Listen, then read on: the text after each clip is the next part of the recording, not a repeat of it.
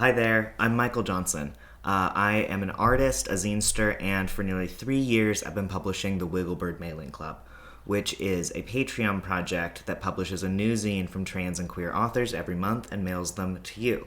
There's a link in the description if you're interested in checking that out.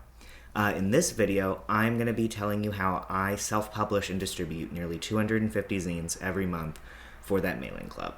So in this video, I'm going to be going over and probably linking in the description why self-publish a zine, picking a printer, formatting files to print, test prints, folding, stapling, and the tools that I use, distribution, pricing, and a little Postage 101. So I really love zines and self-publishing, and I hope that this video helps other folks who do as well. I'm going to be walking you through my process with the help of the Wigglebird Mailing Club's featured April zine, which is Pack Mentality by Sammy and Juju. It will be out by the time this video releases, but you can find more of Sammy's work on Twitter. I am also going to be talking a little bit about mini-zines, but there are already so many resources about them out there that I'm going to keep it brief. So with that said, let's get going. So first off, why self-publish a zine? Self-publishing is so great for so many different reasons. I love that zines give me the freedom to publish literally anything. There's no rules, no gods, no masters. There's literally no wrong way to make a zine. Zines are fun and cheap. They're a great way to share art and information with your community, and I just love zine and DIY culture. Everyone in that community has always been so welcoming and creative, and I've really met some of the best people that I know through zines.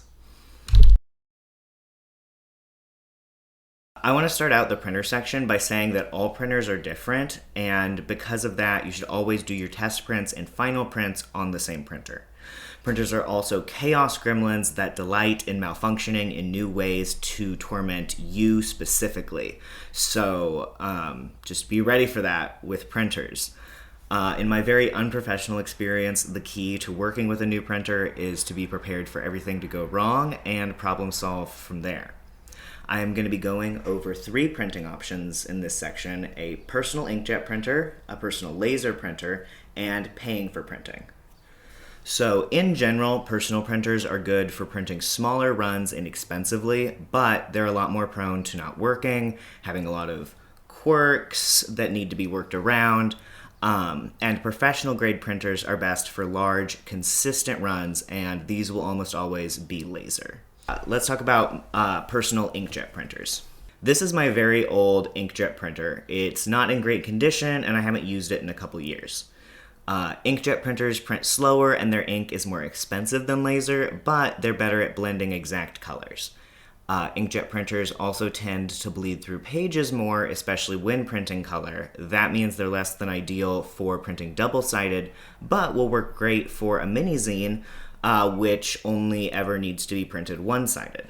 So this is my laser printer, Mobius. It is a Canon Image Class MF642CDW. I got it during a Black Friday sale in 2019. It doesn't work great, but it gets the job done. It's one of these home printers that has a lot of quirks. Mobius does a lot of things you shouldn't expect from a normal laser printer, like the print quality getting really weird and colors smearing when I try to print more than 100 pages at a time. So to be honest, I can't say that I recommend you get it, but I make it work.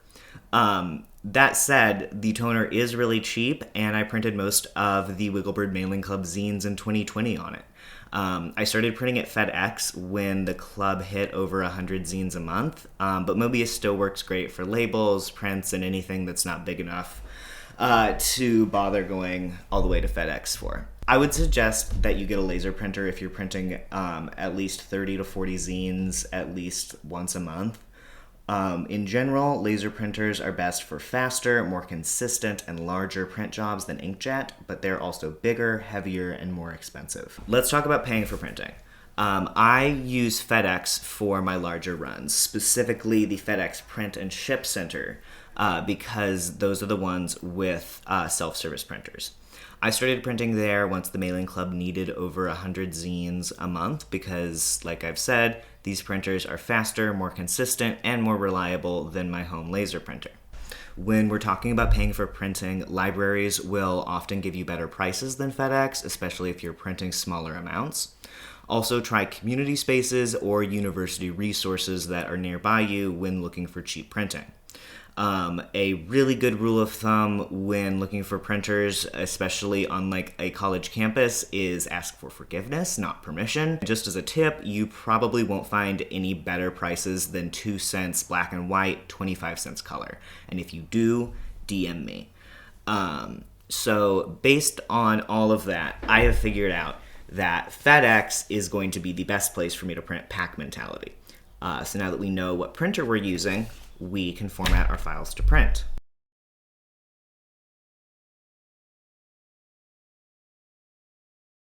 Mini-zines are so cool. They are one of the most basic and fun kinds of zines out there.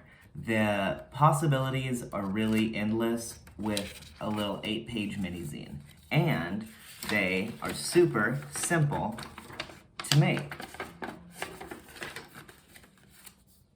It's really easy to make a template for a mini-zine. Just get any 8.5 by 11 piece of paper, fold it hot dog wise, and crease it, and then you're gonna fold it in the opposite way 2 more times. So you end up with this little guy. You can unfold that, and voila, you've got 8 little sections, and each of these is 1 page for your zine. So we're just gonna go ahead and mark them. We can see the back cover is up in this. So we're gonna do a B, an F, 1, 2, trying to draw these upside down, 3, 4, 5, and 6. This order is important just with having the images reversed at the top. As you can see, that's what I did with this one. One thing to keep in mind when you are doing a mini-zine is that margins can really affect how these print. So it's a good idea to take a pencil and make a note of about where a 5 centimeter margin along your pages, and just make sure that you don't put any text or any details that you really want people to read outside that margin, because when you go to print this zine, the printer will probably not be able to print to the edge. And if you had any text at the very bottom in those margins, it won't be printed. So then, once you've drawn your zine,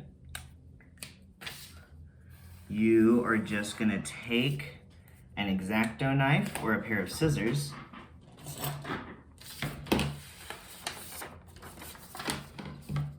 and cut the line between those middle 2 panels.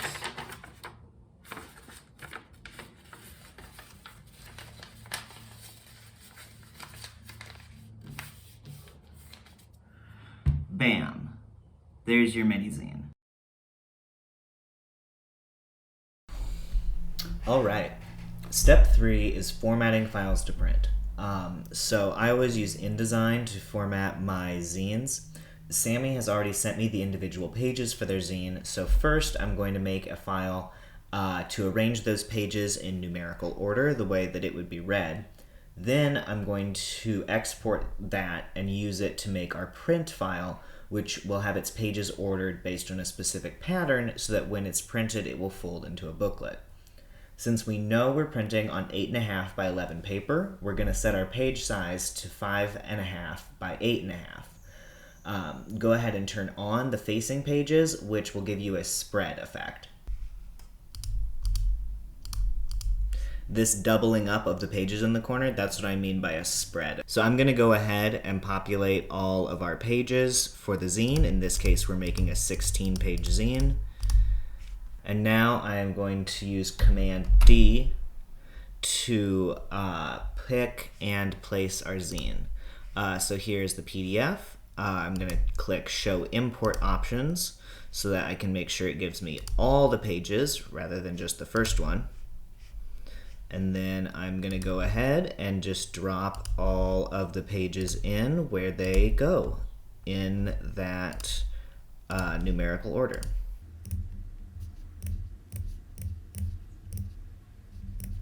Now, before we go in and actually put these precisely where they're supposed to go, let's double click on our A master.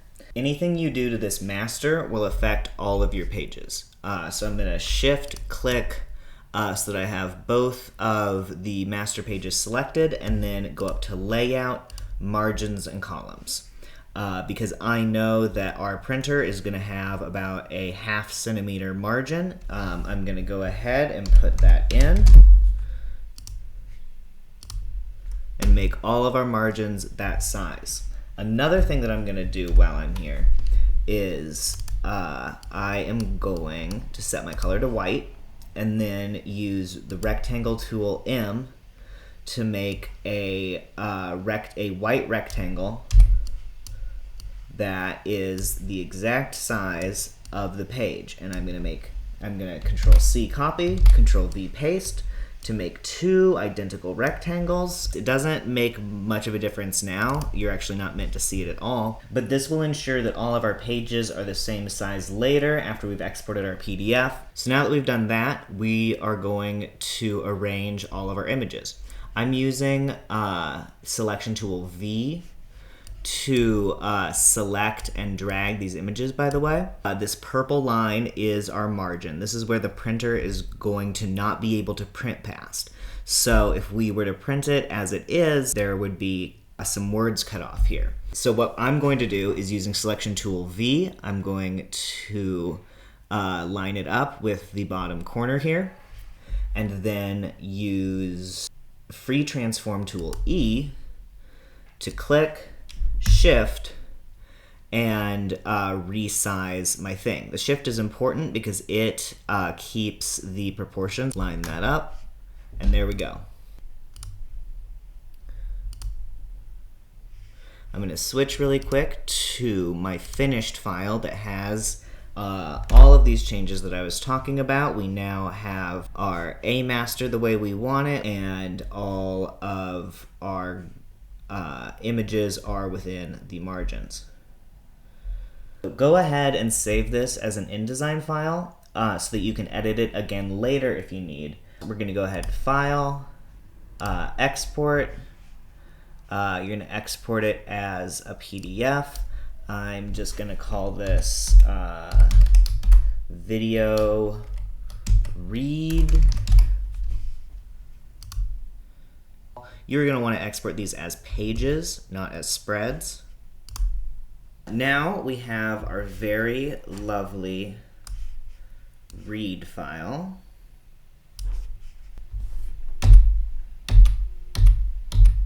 All set up. Here I am going to tell you a shortcut. Open up your read file in Adobe Acrobat Reader, like I've got it here, and go File, Print, Booklet. Booklet is a awesome shortcut because it will order your readable file into a readable booklet. I like to do left binding. Yeah, that all looks about right. If you can, print directly to your printer with this booklet function. It's really easy and will save you some time. This won't work with the FedEx printers though, so this is how I arrange a booklet to print manually. We're going to go back into InDesign and open a new document the size of the paper you will be printing on. In our case, that's 8.5 by 11. This time, you are going to have your facing pages turned off. Now go up to your A master and Layout, Create Guides.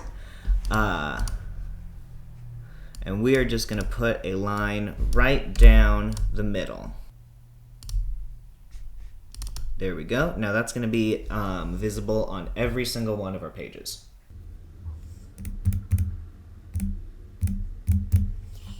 This is a 16-page zine. To manually arrange your files pages to print as a booklet, you are going to use a little pattern that is actually pretty simple. One will always be your cover, and your cover will always go on the right-hand side of your first spread. The page on its left will always be the back cover, and it will always be the last page. So in this case, 8. You are going to start with 1 right up here in the right-hand side of your first spread, and then you're just going to zigzag your way down. When you hit the bottom, then you just zigzag up. And these numbers will all be your page numbers. This works with any number of pages.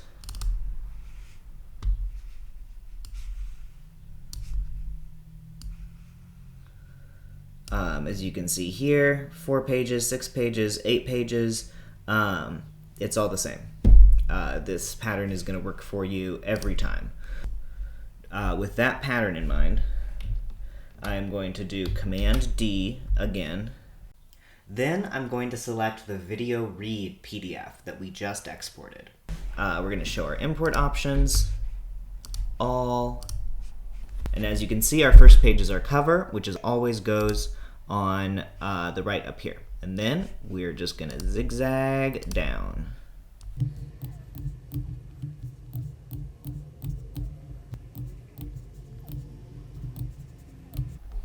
There we go. Then we'll just go in and align, just arrange all of the pages so that they're all lined up with our edges.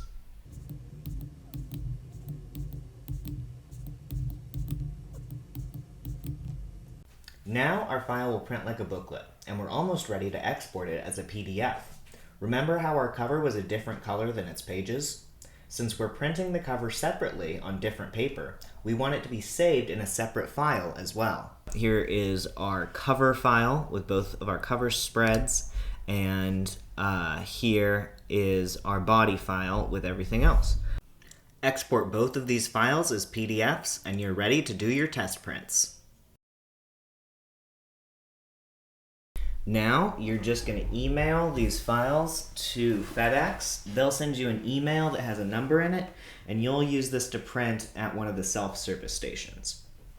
They will have plain white printer paper for you already in the printers, but if you want any other kind, you'll have to bring it yourself.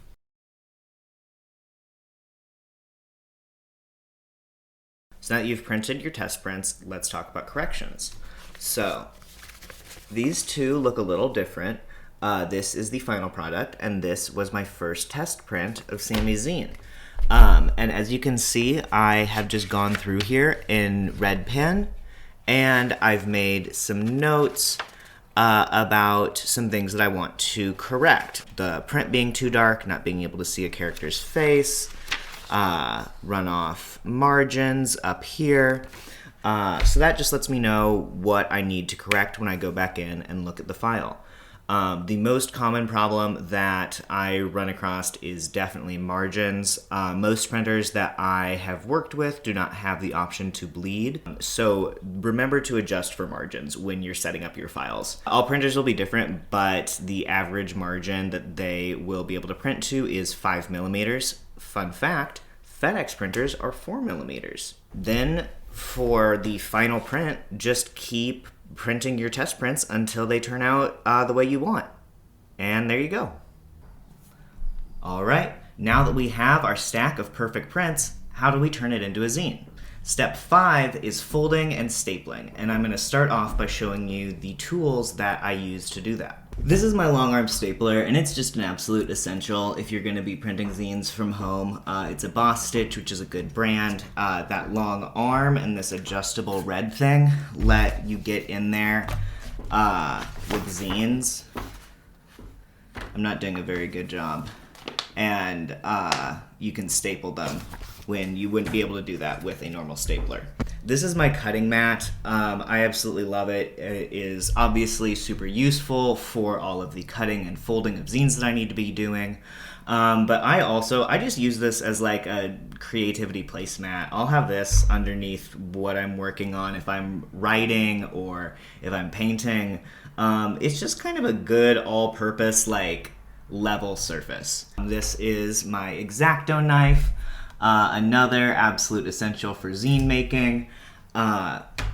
This paper slicing thing. So this one actually sucks, but you can pay them like $1.50 at FedEx, and they will cut your paper for you, which is awesome. Scissors, good pair of craft scissors, and a nice cork back ruler. We're not using these today, but if you're making zines, you're gonna need a ruler and a pair of scissors at some point.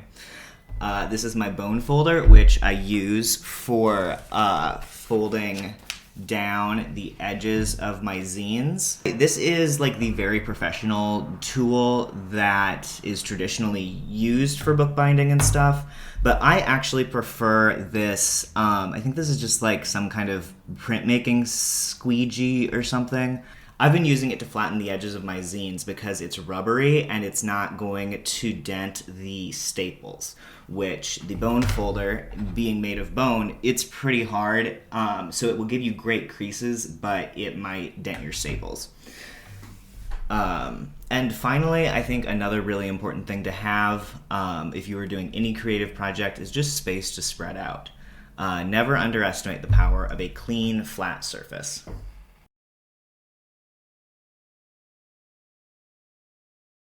It's very simple to fold and staple a zine. Keep all your body pages in the order that they printed, then add a cover to the body pages, staple down the middle, and fold. I like to staple with the covers face up, so the backs of the staples will face outward on the binding and give the zine a clean look.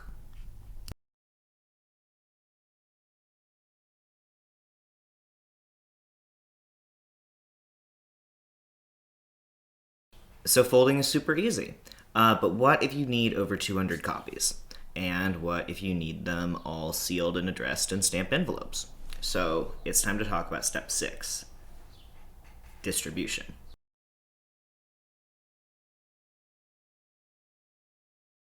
So now that you can print and fold a zine, what do you want to do with it? How many do you want to make? You don't have to distribute, obviously, but we're talking about publishing here, so it's kind of implied that we're making multiples.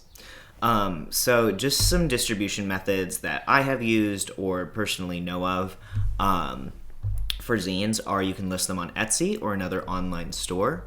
I just want to note that I personally use Etsy, and my experiences are that their tagging system seems really good. People are frequently buying my like patches and zines and prints and stuff, and I really do not advertise on Etsy at all.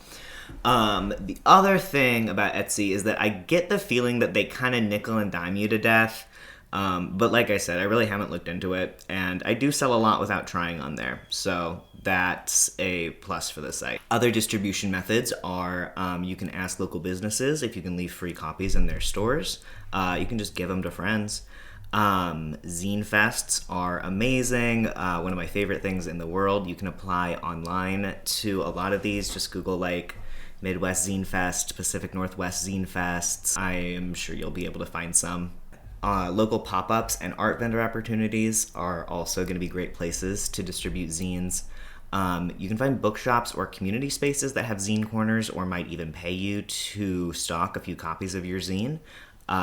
Examples of places like this in Nebraska are A Novel Idea in Lincoln, the Benson branch of the Omaha Public Libraries, Ted and Wally's Ice Cream Shop in Benson.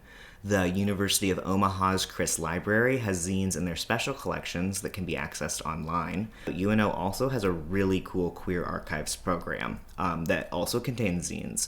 The Bookworm and Legend Comics and Coffee are both in Omaha and both carry zines as well. Last but not least, the Wigglebird Mailing Club is also a great Nebraskan resource for finding new zines. So good luck there.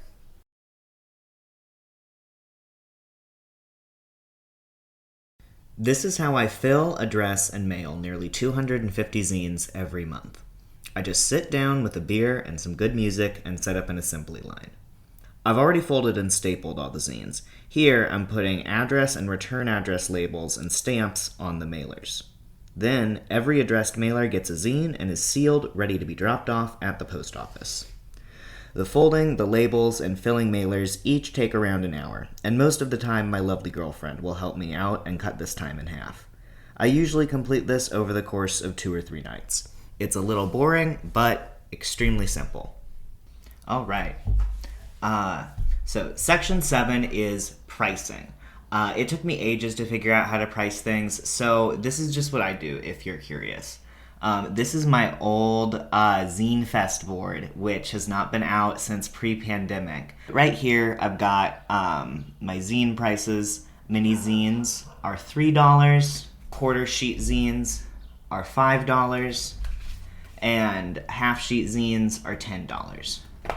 It feels weird to me to charge more than $10 for a zine unless it's something really special or you're trying to recoup print or contributor costs. I give away a lot of zines at Zine Fests too for free or as trade, but that's kind of the beauty of self-publishing, is that nothing is precious. If you sell out, you can just print more. For online pricing, however, make sure you always add at least $2 or $3 for shipping or platform fees. As long as you are only selling paper, that should probably cover it. Notice what people buy and charge more for it. I had a Mini-Zine on my Etsy that people were buying a lot of, so I charged double for it, and people are still buying just as much of it. It's also really important to always check your platform fees to make sure that you are making a profit when you sell a zine. And make sure that profit is enough to cover not only your materials and those platform fees, but your trips to and from the post office too, whether you take a bus, whether the post office is a half hour away by car, or whether it's right outside your work. Running this club, I spend a lot of time running to and from the post office, and it's really easy to think, oh, like I just have to hop in my car and like drive there. That's not going to take very much time. But whatever extra work you do to mail it to the buyer, make it worth your time. Our last topic to cover is Postage 101, and I'm going to keep this brief because Postage is actually really complicated. At least for me, in the 3 years that I've been doing this, I still get very confused every month. So here is some very basic need to know. The most important thing to know with American postage is that this is a forever stamp. A forever stamp is a stamp that is always the cost of a standard first-class letter. And we'll go into exactly what that is in a minute. But that standard first-class letter is currently 55 cents. But a few years ago, it was 50 cents. That doesn't matter because since it is a forever stamp, it is always going to be the price of that standard first-class envelope. And the price of these goes up with the price of postage, which is very cool. Here are some more forever stamps. They come in all shapes and sizes. They really are the most common stamp that you are going to find out there. 9 times out of 10, if you were just sending a letter to somebody, you are only going to need one forever stamp, which is really cool. So what is a standard first-class letter? A standard first-class letter is a mail piece that meets these requirements. So it has to be under 1 ounce, that's important, and no bigger than about 6 inches by 11.5 inches. This is like a 6 by 9 mailer, I think. And this is what I use for the zines every month. So this is just a very standard envelope size that falls very well in these guidelines. If you are mailing a standard first-class letter out of the country, you are going to want one of these $1.20 circular international stamps.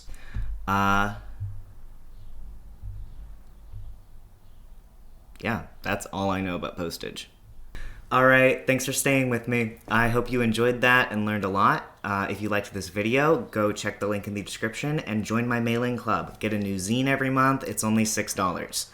I don't make YouTube videos, so probably don't follow me on this account because it's mostly just like weird personal projects. Alright, bye-bye.